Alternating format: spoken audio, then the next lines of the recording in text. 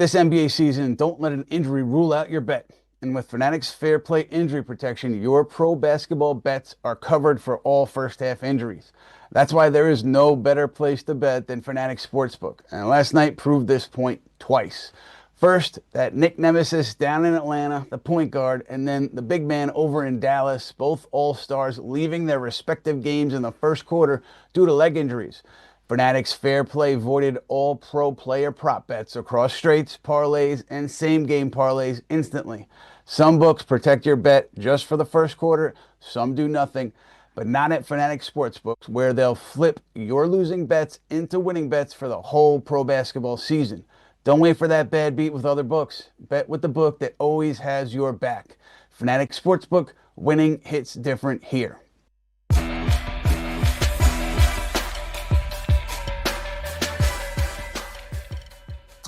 Welcome to the Putback on SNY.TV, presented by Fanatics Sportsbooks. We're going to break down things with the Knicks and the NBA over the course of the next half hour or so. And I have two fantastic guests with me. I got Shaun Geddes, I'm Possible brand. I'm sure you know him from Twitter, social media. You know him from putting together that Knicks fan basketball game in the offseason, which was quite an event. And I also have Coach James Young.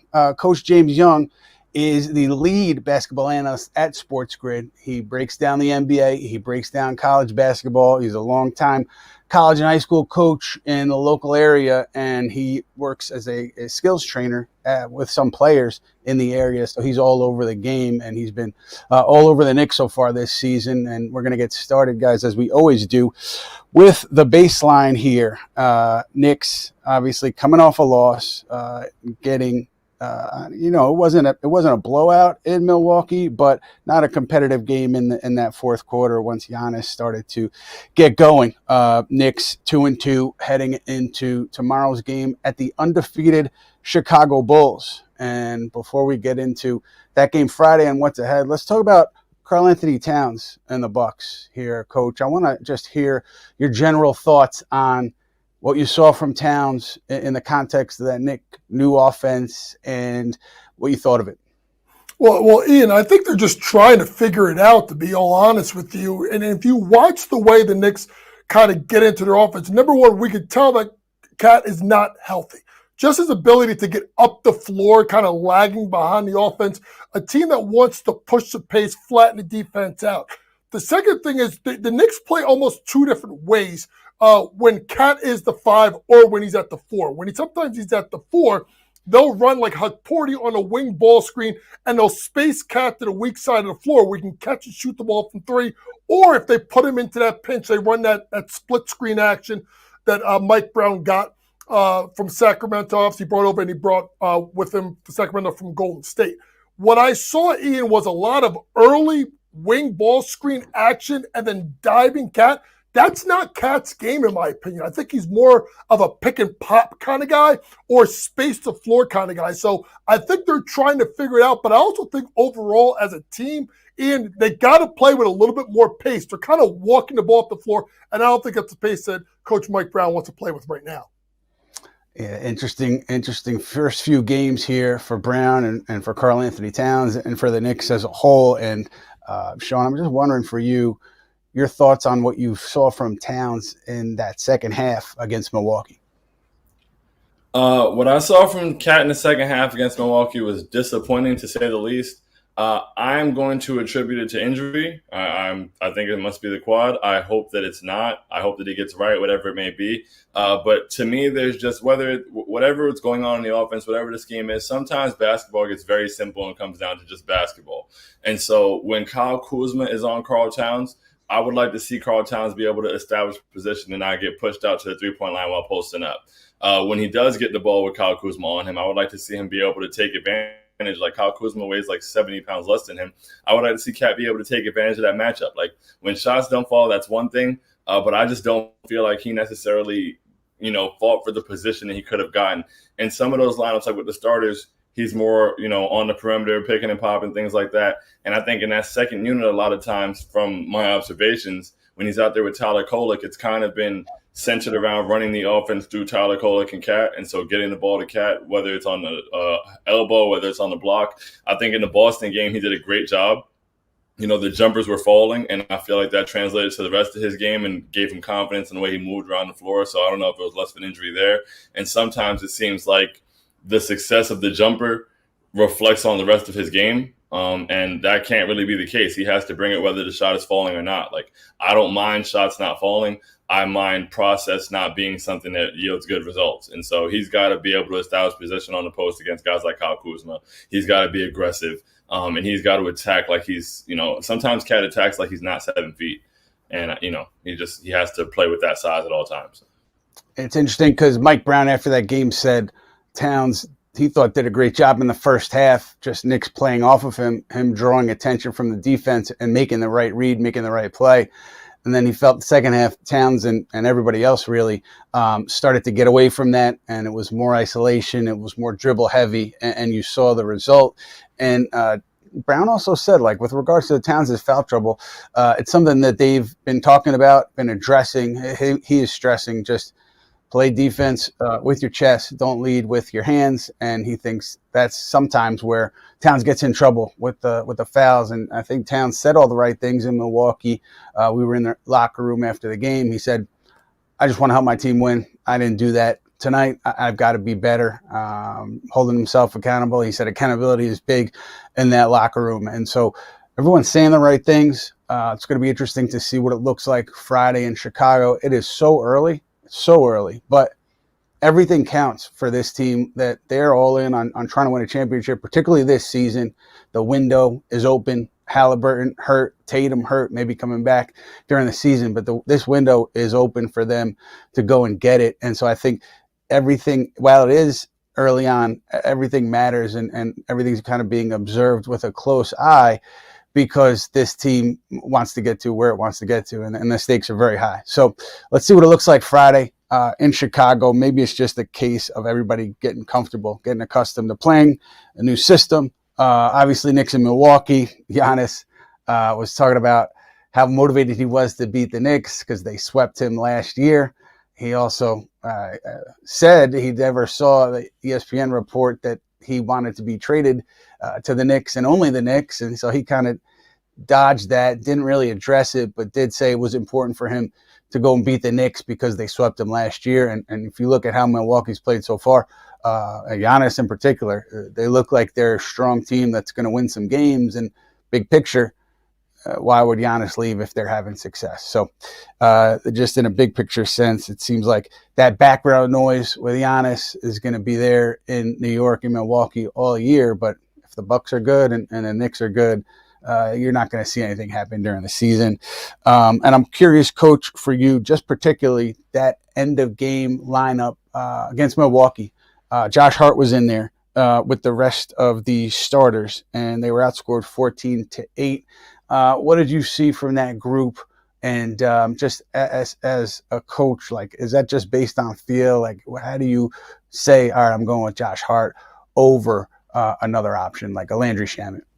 Well, I think it's just the trust and the ability of Josh Hart to rebound. But let's be honest, Ian, I'm going to say this, they need Deuce. They need Deuce a lot more than people think because of his tenacity defensively as a lead guard that can really disrupt you offensively.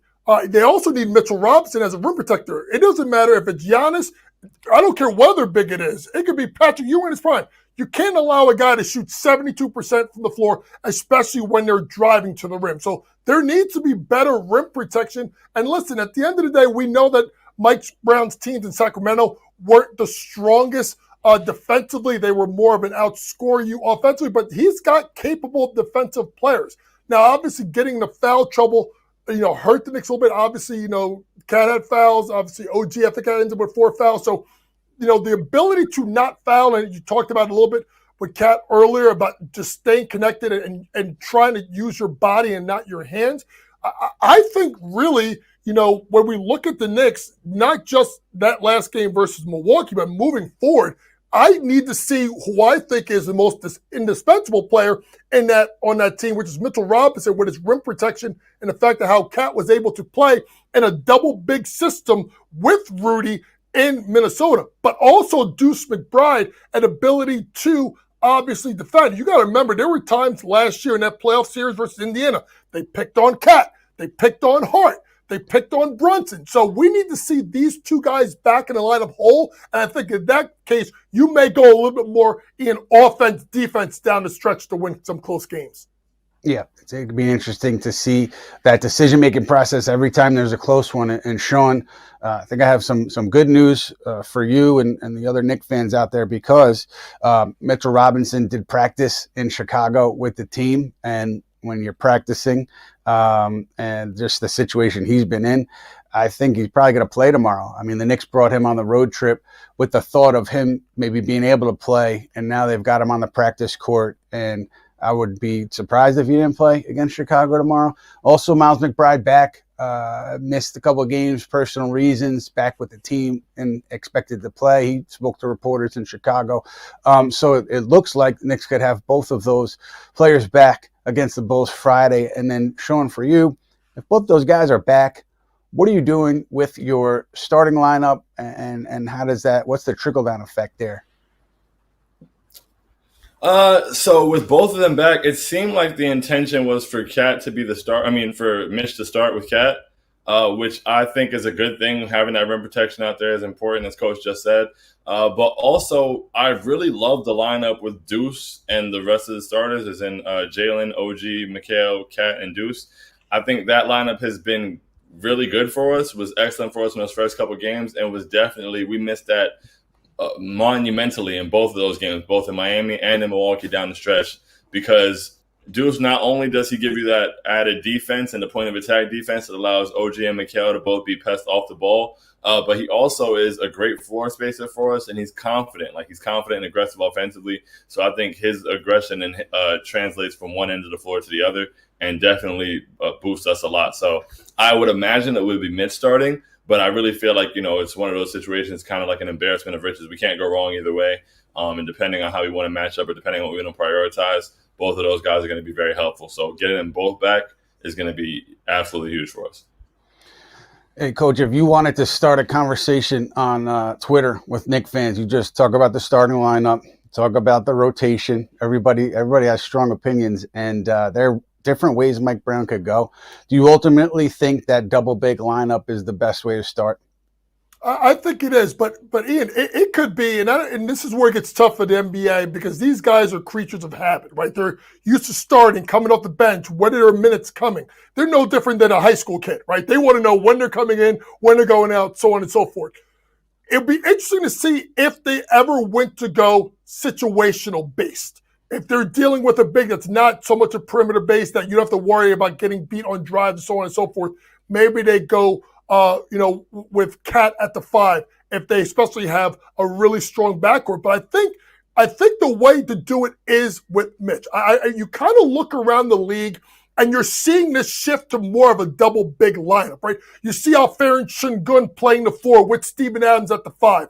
Obviously, when you look at Triple J, Jaren Jackson Jr., some of his best seasons, best performances is when he had Steven Adams, or even when he had Zach Edey with him at the 5 spot. So to me, I think if you're trying to, number one, get rim protection, because sometimes you're going to be beat on the point of attack. 2, the fact that Mitchell Robinson does so much in that dunker spot that as drives can happen, you got to load the layup, which can open up 3-pointers. So I think also that works for him as well. Plus, coming off an injury, I don't know about warming up, then putting a guy to the bench to sit 6 minutes, then putting him into the game, whereas Deuce is more personal reasons. So I would lean more going with the double big lineup and bringing Deuce off the bench. I think he's also more accustomed to doing that. It's going to be interesting to see which way it goes Friday and beyond, when and if all the troops are healthy from Mike Brown. Speaking of health, Jalen Brunson, he was limping in the fourth quarter of that Bucks game. He said afterward his knee's fine. It looked like maybe he hurt his groin earlier in the game. He wouldn't really get into it. He just said he's good to go. And then Gershon Yabusele sitting with a knee ailment Don't know his status yet for the Bulls game. Should find out more later tonight once those injury statuses are released. And I would assume he'd be questionable, but not sure of the severity of that one and when exactly it crept up. Now, guys, we're going to segue to a segment that we call Sound Off, where we listen to one of the recent sound bites out of the Knicks locker room or practice facility. And we take a look at it, we analyze it, and we talk about it.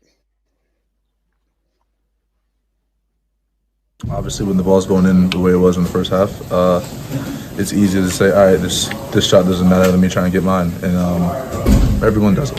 Everyone does it. I do it.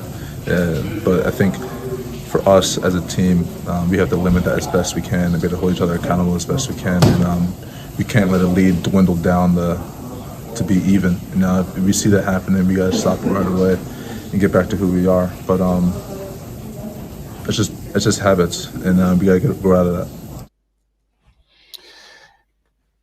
that. The interesting thing there, and I think it was part of that audio, was Jalen saying that, he's not going to use things as excuses, anything as an excuse. But he said, in addition to saying that they have to really, really try to not bog down and get into that isolation offense, they have to stick to Mike Brown's principles. He said, they're new. It's a new group. They're probably going to struggle for a few weeks. Not an excuse he's going to use for the whole season. And he never really uses excuses. But for him to say it's going to be rough for a couple weeks as we figure it out, I think that matters. I think that's probably what you're going to see early on for a team that's getting used to coaching staff, head coach, new system.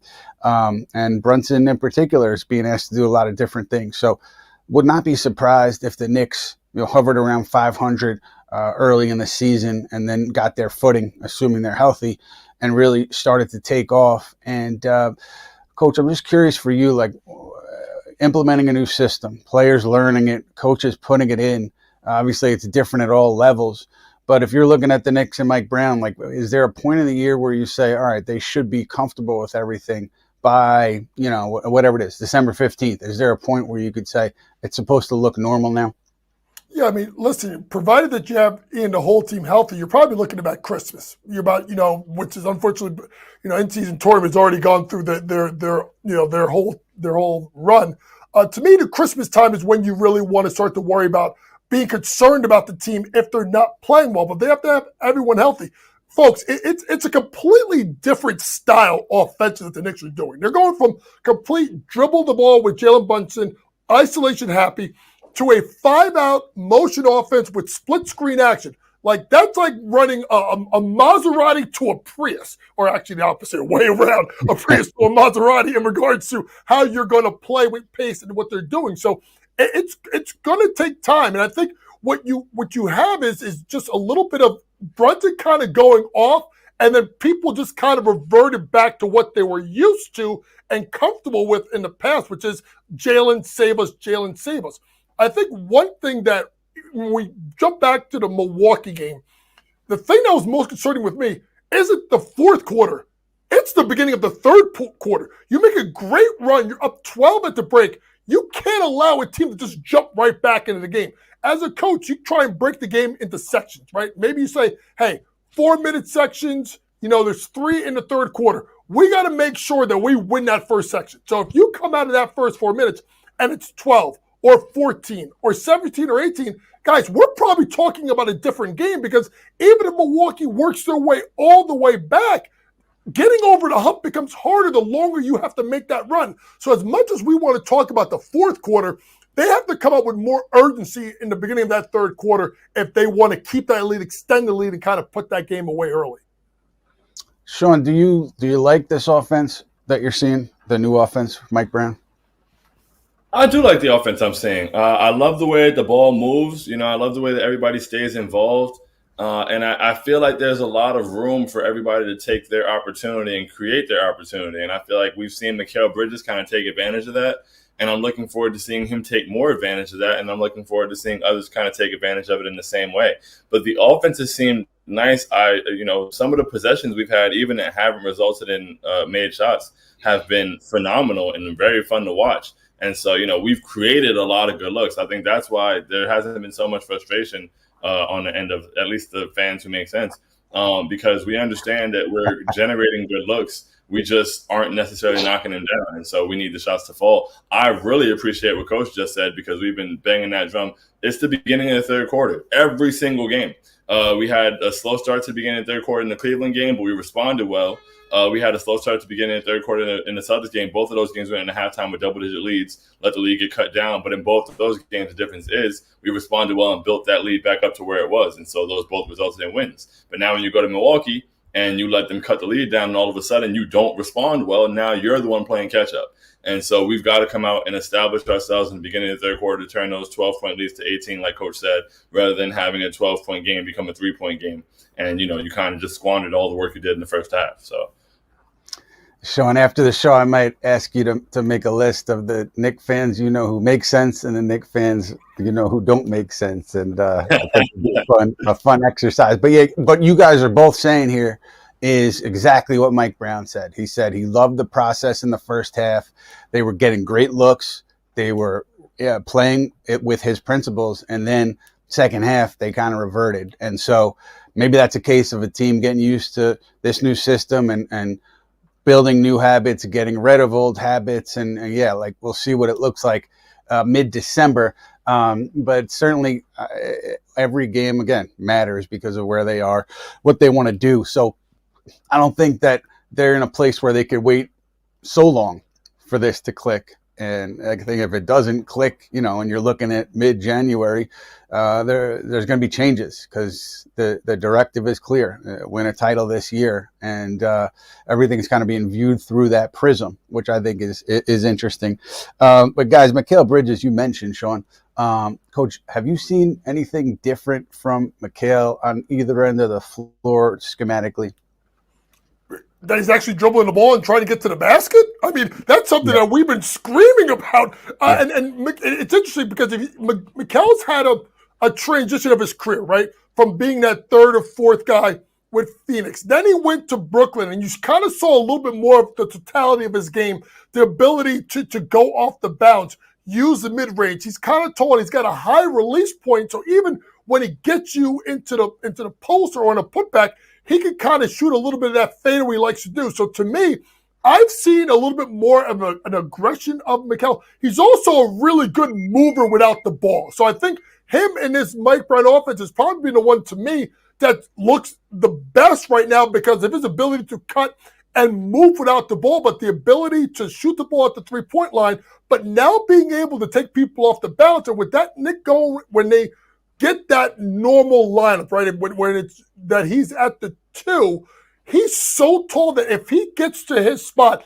into that mid-range pull-up, guys, he's not getting his shot blocked because he's got that high release point and he's got the ability to be taller than his defender. So I actually like what I really have seen out of Mikal so far, and hopefully as the season goes along and the team gets comfortable, they'll lean on him, because I think the more that they get other guys, OG as well, to be able to score and move that ball and kind of be, I don't want to say equal opportunity offense, but equally opportunist offense in regards to finding the holes in the defense and making things work and getting buckets. Once that happens, guys, then when it gets to the winning time and JB is in charge, the clutch player you can deliver, because now you can't load up on him like it's happened in the past with the Knicks. Yeah, that seems like the vision. And Coach, I appreciate the brand synergy mentioning the putback when you're talking about Mikal. So we'll probably ISO that for future reference. But also when you look at Mikal, Shaun, I think you and I spent so much time talking about him last year and the ups and the downs and what was going well, what wasn't going well. He struck me as just super comfortable this year in a way that he wasn't going into last season, because everything was new. And he's talked about how just it's different, knowing the buildings, knowing the support staff, knowing the coaches and your teammates, just knowing where you're going. And he just exudes that like comfortability level that's raised here, and you're seeing it on the court, I think. How are you assessing what you're seeing from Mikal so far?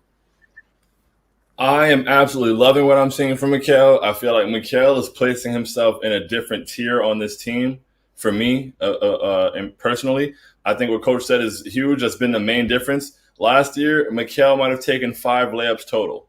Every time he got to the basket, it was a turnaround 3-foot fadeaway for whatever reason. And now, like, he came into the season saying that he wants to put pressure on the rim and get to the line, and he's doing exactly that. He had an and-one in the Bucks game that was like nothing I've seen him do in his time here. I was blown away. I'm thrilled with the way he's playing, because he's not only getting to the basket and creating for himself, he's consistently creating for others. And so, honestly, he's reaching that tier now. Like, for Jalen Brunson, I think the world of Jalen Brunson. My request from Jalen Brunson at this point is, hey, go get 50, 40, 90. I think you're capable of shooting 90 from the free throw line. And he's done a better job with that this season. I'm very proud of him. And so Mikal has reached that tier where it's like, I know what I'm going to get from you. And now I want 15 shots a game from Mikal.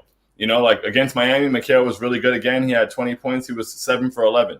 It's like, you are number 2 right now, honestly. Like, whether it's because of injury to Cat, whatever's going on, Mikal seems to be the person with the second best grasp of what's going on and how to make it work for him and work for the team. So I want Mikal to continue to be aggressive. I'm thrilled with how he's playing. Also, he said he wanted to rebound, and I love when players say they want to do something and they go do it. Mikal is making a point to hit the boards. He just had 11 boards the other night. He's averaging like 6 a game. And even in plays where he doesn't get the rebound, you can see him working and get in position and attack the ball and use his size. Last year, Mikal was going out there and getting 3 boards, 2 boards, and it's like, you're 6'7". And like Coach said, you're at the 2, so you have a size advantage on most players on the floor. And I feel like now we're seeing him use that size rather than shying away from it. That's it. And now it is time, guys, for Storylines, which is presented by Fanatics Sportsbook. Today, we're taking a look at Josh Hart specifically and his projected player props for Friday night in Chicago. Hart missed 1 game at the start of the season with a back injury, but has since played in the last 3, averaging 3 points and 7 boards a game. Be sure to check out the Fanatics Sportsbook app for all your NBA bets. Josh Hart, how does he fit? Where should he play? Who should he play with? Who should he not play with? It always seems to be a topic of conversation here around the Knicks and the Knicks fan base. And Coach, if you have a healthy Josh Hart, where is he coming off the bench? Are you okay having him out there with another, non-shooter, given the splint that he has on his finger? Like, how are you using him and optimizing what he brings? Well, listen, he's got to be the Energizer Bunny. So he's got to be the guy that comes off the bench and kind of leads that second group. Listen, it's going to be a tough game in Chicago. Chicago's a team that I was not honestly high on, but they've been very, very good defensively. So when you look at this game, his ability to rebound the ball and lead in transition, until his shot gets his everything fixed with his shooting, I wouldn't be looking at points props with him. Look for him to rebound the ball, rebound plus assist if you want to stack it up together. And that's how I would play Josh Hart until he gets going. I think that's the key is with him, if you put him with another non-shooter, now you can load up. So that also impacts his ability to do what he really does well, is crash the board. So to me, if he's in just the only non-shooter in that lineup, then that rebound prop looks really enticing because of his ability to rebound the ball and push the break. But as the rest of the floor is being spaced, he's as good of a guard as attacking the O board and trying to get ready, a putback. There it is. Thank you, Coach. And Shaun, when you have Josh, a healthy Josh, I just think that the conversation, at least from what I see around him, is so split. And he put it in his Twitter bio, like how quickly they forget or something to that effect, because he's been a part of so much winning here. And I'm guessing he sees people who are saying, hey, can't play Josh with player X, should have played player X ahead of Josh.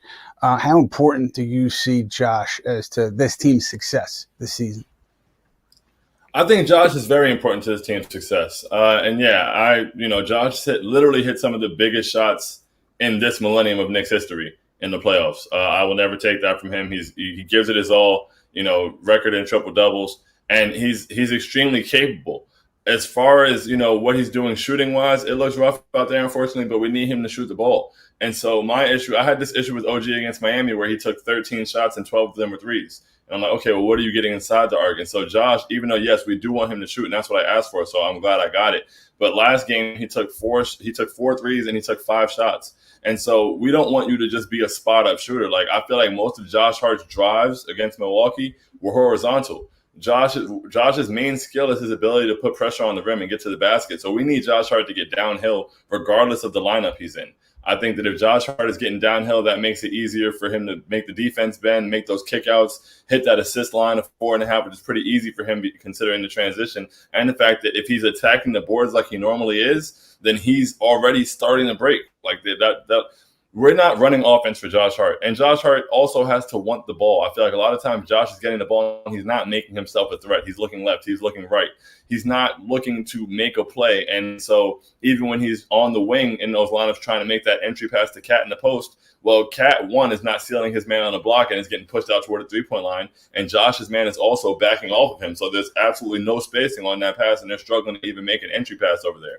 And so Josh has to be confident. He has to keep shooting the ball, but he also has to put the ball on the floor looking to get to the basket and create. Yeah, such an important element, I think, to this team, as you're saying, Shaun, and coach. And obviously dealing with the back and that finger, he says he's going to play through it with a splint on his finger instead of getting surgery. And it's always obviously something to monitor. And his shooting, to me, you get him in the playoffs. Look at two playoff runs ago. He went crazy from beyond the arc. So he's a big-time player. He can deliver in big-time moments. So I don't get too wrapped up in the ebbs and flows of the 82-game season as long as he's there in the playoffs. And I don't think he shot it as well in the postseason last year. So just interesting to see which way he goes and how do the Knicks, respond. So we'll see what happens there. But, guys, a little drama from something a little Nick history, Nick lore, not recent. It was recent history because Phil Jackson has written a book with longtime NBA scribe Sam Smith, talking about some of the greatest players in the league. He writes about Carmelo, and he basically said two things. At the end, he said if Carmelo was going to stay, at the time Phil Jackson and the Knicks agreed to part ways, Carmelo was going to stay. Phil Jackson said, I should probably go. Because the relationship at that point, he said, was so busted, is the word he used. And I think he was right. I think that when you look back on that thing, I think both parties are at fault with Carmelo and Phil. But to me, Phil, as the team president, the Zen master, I thought that he should have done more to get Carmelo Anthony to buy in. Maybe he did, and maybe Carmelo just didn't want to buy into the triangle, and that's where it ended.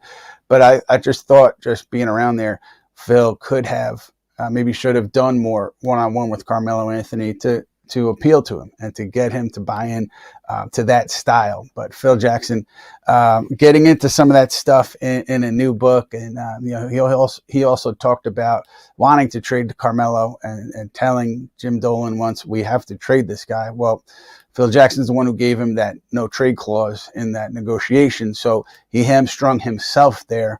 But I just remember that era, man, for a lot of off-the-court stuff, a lot of crazy stuff coming out, a lot of resistance to the triangle, a lot of from the front office push towards running the triangle. Joakim Noah, bad signing. The report about Phil Jackson. Actually, I don't know, if he was having health issues, but at practice there was, I think it was Jay Williams that said he fell asleep in one of the workouts, and you're around there, you hear similar things. And so Phil Jackson just could not replicate his success as a coach in that Knicks presidency. Really there's not much to talk about from that era. But I thought the book was interesting. Shaun, who do you pinpoint at fault there? And if you're picking Carmelo or you're picking Phil? There's a Drake line on the song Pipe Down where he says, if you were to write a book, it would be a tell some, not a tell all. And Phil is writing a tell some book, and he's telling Phil was terrible. And Phil, honestly, I feel like wasted Carmelo Anthony's prime and blames Carmelo Anthony for it. I mean, we were all here. So when I see some of those lineups with Langston Galloway and Lou Amundsen and Jason Smith and Samuel Dallenberg and Quincy Acey, stop me when I name somebody who's a relevant second option to a player that you're trying to build a contender with. I think that Phil just completely dismantled, what was possible for Melo's prime, forcing the triangle, saying he's not buying into running a triangle with Sasha Vujacic and Lou Amundsen. Maybe not, I don't know. I think that Phil made everything about Phil while he was here. And, everything had to be Phil's way, but Phil didn't have an established way. Phil had an established way as a head coach. Phil didn't have an established way as a GM, as a president of basketball operations. He was in over his head, and he acted like everyone else was drowning. And it was just very upsetting. And so some people should just go sit down somewhere and eat their food. And Phil Jackson is one of those people. We don't need this book. We don't need Carmelo being blamed. Carmelo is the easy scapegoat. I feel like at some point, I'm 31 years old. I feel like Phil's a lot older than me. And I feel like in most situations, I learned to be accountable and self-aware. And Phil instead, handles it how he does. So that's where I'm at. I try to say it as nicely as possible on the air. No, it is. It's not surprising, but if he's going to really rehash it, you got to point the finger at yourself somewhat, Coach. For you, that era, Phil Jackson, Carmelo, who are you pointing the finger at? Because there are a lot of people who would point it at Carmelo. I wouldn't, but a lot of people would. He was such a lightning rod as a player.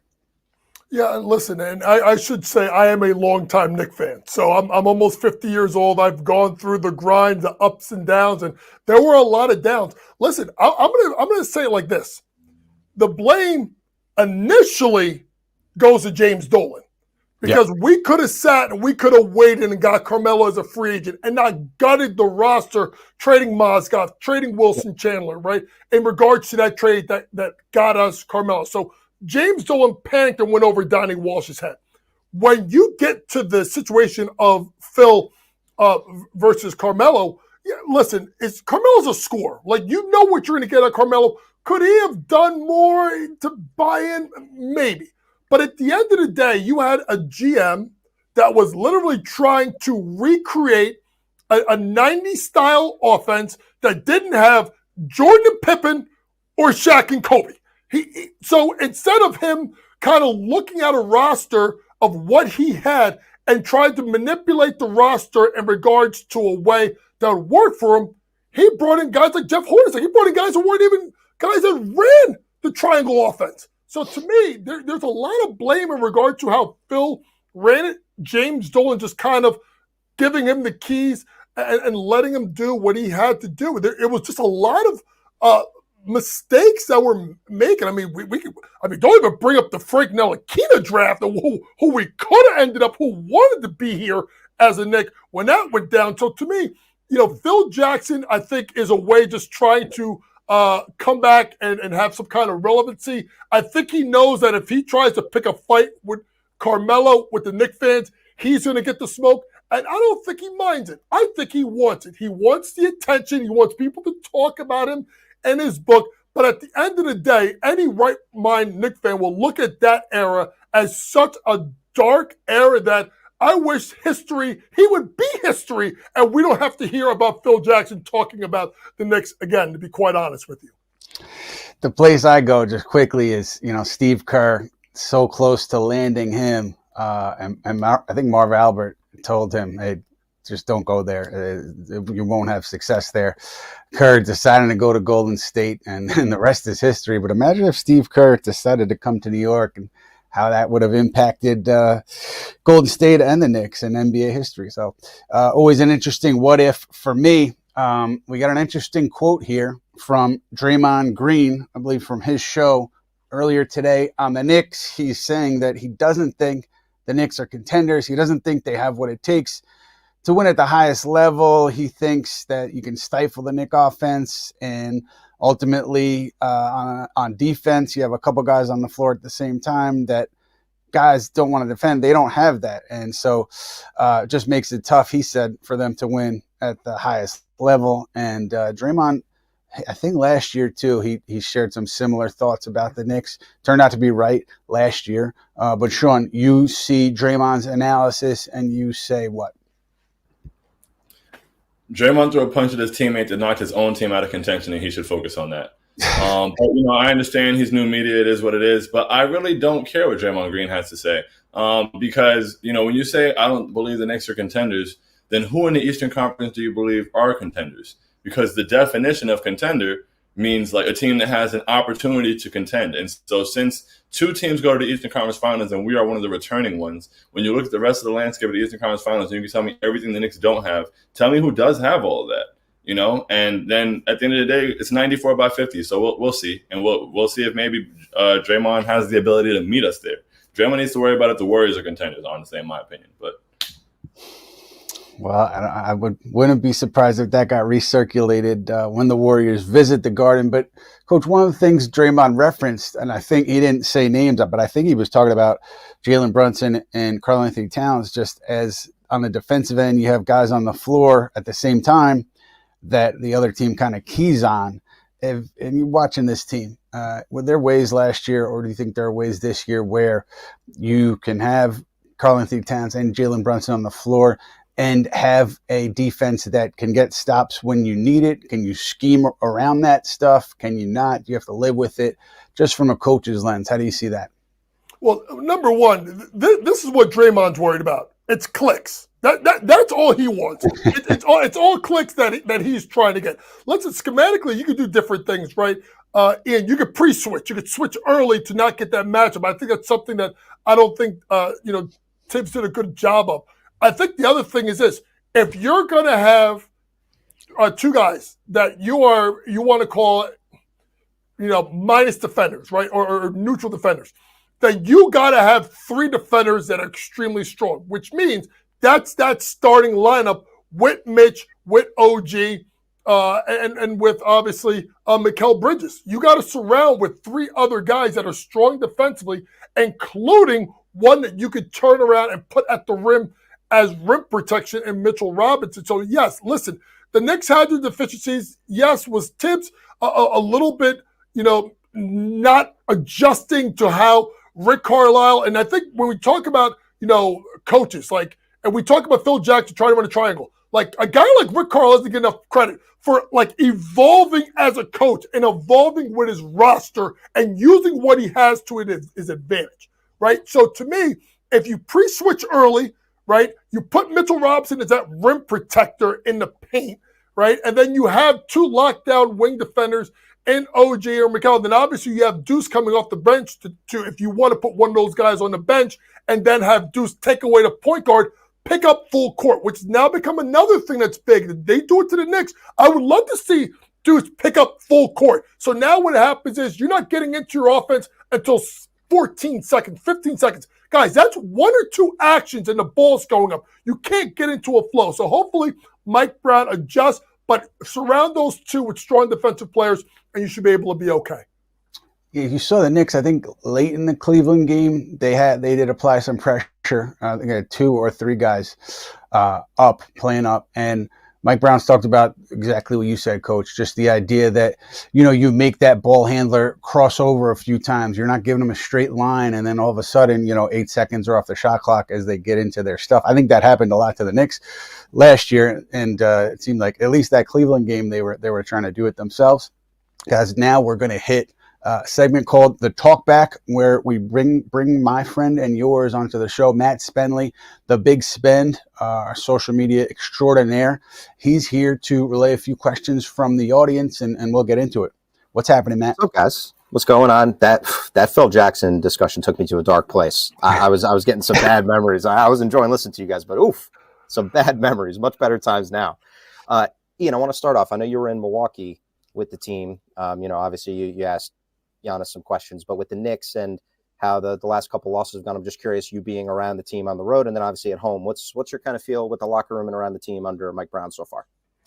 Yeah, I think the general thought is it's early, and we're figuring out what Mike Brown wants to do, how he wants to do it, and there's going to be an adjustment period. I mean, I'll go back to Jalen Brunson even saying this and saying they need some time, and he's like, I'm not going to use that excuse for long, but right now it is a factor. And so for him to say that publicly, I think tells you all you need to know. I don't think anybody's panicking. I think Karl Towns, I think you could see some frustration there, and so that's something where I think maybe it takes a little longer for everybody to get comfortable, everybody to get accustomed to one another. But yeah, I think that's what you're seeing right now. I think there was, you're a little deflated. That's the sense that I got in Milwaukee after that game, because you had a chance to win it, but no one is panicking. I think it's just the sense that, hey, we've got a few weeks here to figure this out, to get comfortable with each other. And, if you get to mid-December and they're struggling, it's a whole different story. But I think just internally in that locker room, they know they have to win games. They know every game counts, but at the same time, it's a process right now of feeling everything out. And I think kind of that's where they're at. That's the sense I got in Milwaukee. And such a long season. Shaun, I know we talked about Cat at the top of the show. I'm curious for you. Ian mentioned, his feelings. And I know one of the clips that, he had said before the season about his role in the offense. He said, honestly, I don't know. I think that was, coming from a place of they hadn't played a game together yet. But just for Cat and his fit, I want to know how you feel and if you have any concerns about that, because that seems to, be the prevailing conversation right now. Yeah, I think people overreacted to that comment initially. I think it was just, honest and transparent. They haven't figured it all out yet, and we know it's going to be a process. And so I just want to see Cat stay engaged. As I said earlier, I don't want him to seem less interested when his jumper's not falling. I want to see Cat stay engaged and locked in and giving his best effort. My friend Bro, esteemed content creator, he always talks about, like, this team at the end of the season is going to be like the best version of this team. We're going to be so much better. And so, but we can't be that team yet. We're going to have to get there. Progress is the process. But I just want to see us be the best version of the team we currently are. And I think I want to see Cat be the best version of even his current understanding of the offense, as it's going to be a work in progress. Sure. And like we've said, so early. But overreaction is the name of the game. That's what we like to do anyways, right? That's why we're fans. All right, Ian, I want to ask you one more on Cat, and then, Coach, I'm going to come to you on Brunson. But Ian first. Hired Nick Sniper is asking, what is truly going on with Cat? Is the injury affecting him? If so, why not just sit out until he's healthy? So can you offer up any more insight into Cat's injury and if it's something that, should be a concern? Yeah, I asked him after one of the first two home games, I think it was the second one, how much are you playing in discomfort? And he's like, yeah, I mean, absolutely. So he's telling you that he has been limited by this injury. Why don't you sit? Why don't you get healed up? I don't know why that decision isn't being made, but clearly the organization's comfortable with Towns playing through whatever he's playing through. He's comfortable enough to play through it. So I think part of it, though, is you've heard Mike Brown reference a couple of times, just the speed that he wants his guys switching plays on, like offense to defense, and kind of you miss a shot, put it behind you, get back on defense. And I think that's an adjustment, I think, for everybody. I think Mikal Bridges does it naturally, but it's an adjustment for Towns too, because, he at times will just, barrel towards the rim and finish or not finish and ended up on the floor. And then it puts the Knicks at a disadvantage on the other end. That seems to me like something Mike Brown is trying to get out of his diet as they move forward here. Yeah, and Cat's injury, speed of play in general, obviously will be something to monitor. Coach, I want to ask you about Jalen Brunson. Pretty simply, what have you seen from him that's so different in Brown's offense versus last year? I mean, I think obviously the isolation numbers are a big difference, but I'm curious for you, when you watch Brunson, what stands out to you as the biggest difference? I think the ability to play off the ball. And I think that's something that I think Jalen Brunson could do really well. If you really go back and you look at the run that Dallas had going to the Western Conference Finals, they went to that 2-point guard system with him and Luka, and there were times they put Brunson on what they call that second side of the floor, right? So they run their ball screen, whatever kind of action that they run, and then they have you on the second side of the floor. That's something that I want to see more of, more movement of Brunson. I think when Brunson catches the ball, even in a wing pick and roll action, teams can load up when we're stationary. If the ball is moving, if he's on that weak side of the floor and you run some kind of action, you can go there. So you could run that point screen away action that they run a lot, where you backdoor someone, he pops, and then if you throw it to him, you can run a high ball screen and kind of get him on the run a little bit so teams can load up. Flip side, if he does have the ball and you run that pinch action, you run what we call over the top, where you go over the top of the elbow, set that screen in the corner, get the movement, and then bring him back. So to me, for him to get the ball back and then get some movement and come off of the screen, or put him on the weak side of the floor where teams can't load up, and then you give him the ball on the run. I think if we get more of that movement that I think Mike Brown wants to see, you'll see actually a more efficient Jalen Brunson. That speaks to that 50-40-90 split that we may be looking at with Brunson, which I think could be possible. And I mean, it stuck out to me too. He hasn't brought the ball up as much. Shaun mentioned OG, Mikal, and Deuce when he's healthy have brought the ball up a little more often. Ian, Love My Knicks is asking, Brunson seems to be making an effort to be more of a vocal leader this season. Do you have any insight on that? So I think at this point we know Jalen Brunson pretty well. He's been in New York. I'm just curious from Love My Knicks, do you notice anything different? I think the cameras caught him talking to Karl-Anthony Towns late in a recent game, but I don't think Jalen Brunson is changing much from year to year about his approach. Non on-court approach, non-playing approach, how he mentally approaches every day, how he approaches leadership. I don't think that's shifting much from year to year. So I think you're getting the same pretty much from Brunson that you have in the past from a leadership perspective. The idea that he is the team captain, though, he has said it's a role that he is has had to grow into. But I don't think he's going to do anything that's out of character. He's going to do things like you saw with Karl-Anthony Towns, pull a guy to the side, share his thoughts, make sure he's in a good place. But I don't think he's more vocal or less vocal than he has been in the past. And it's a different role too under a new head coach, right? And I'm sure that changes things just naturally. So that's what I got, guys. Thank you. Thank you, Matthew. And then we're going to look ahead and wrap things up here, guys. Back-to-back Chicago, home and home here. And Shaun, for you, let's say McBride's back. Let's say Robinson is back. What do the Knicks need to do to have success against a Bulls team that has started out very strongly? We need to keep taking the shots that we're taking. We're generating good looks, as I said, but we don't need to rely exclusively on the looks that we're creating. I believe that we need to be a little more aggressive. I want to see in that first half, OG made this step-through move through the lane, kind of like that James Harden sweep through and got an and one, and that was like right after another drive he had. And every time OG attempts to drive to the basket, he gets there so easily. So I want to see him continue to be more aggressive. And I think that when OG is more aggressive, and I feel like that breaks the defense down, makes him converge, creates opportunities. We take a lot of threes. Therefore, teams are going to be closing out hard, especially if we're playing 5 out. So that opens up a lot of lanes to drive. I know that our, the whole offense is predicated on, driving and spraying. But I just want to see us take advantage of those opportunities. And then, keep it intense defensively, limit them to one possession. I feel like Chicago is just really gritty and they're really annoying. And no matter what, no matter how bad they are, no matter how good we are, they always give us a problem. They always give us an issue, especially when they're playing at home and get momentum. So, a lot of times when we give momentum to teams, it's those teams that are putting a lot of shots up and we're allowing them to get second chances and kickouts and, knock down extra threes to drive the fans, mad. And so take care of the ball, limit them to one shot, and attack. I think those are the 3 keys every night for me, to be honest.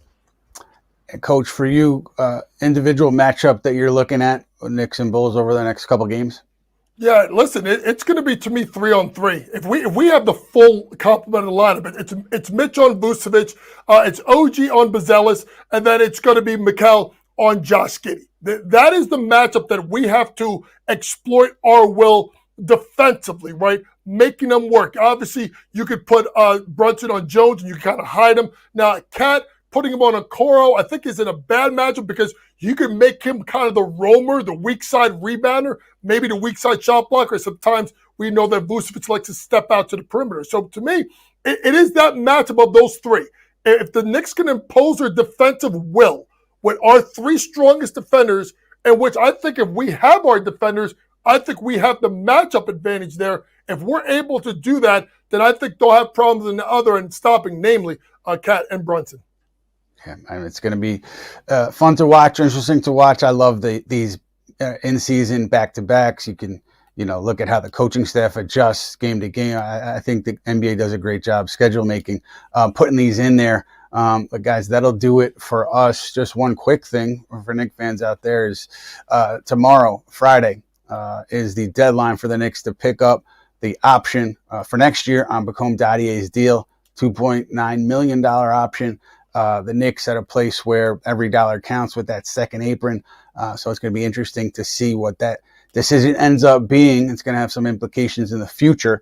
We'll see where it goes there. But Shaun, Thank you so much, Coach. Thank you so much for joining us here and for talking Knicks. And we will be back very soon. We're going to be back November 6th with the Putback presented by Fanatic Sportsbook. So check us out then, and we look forward to seeing you soon.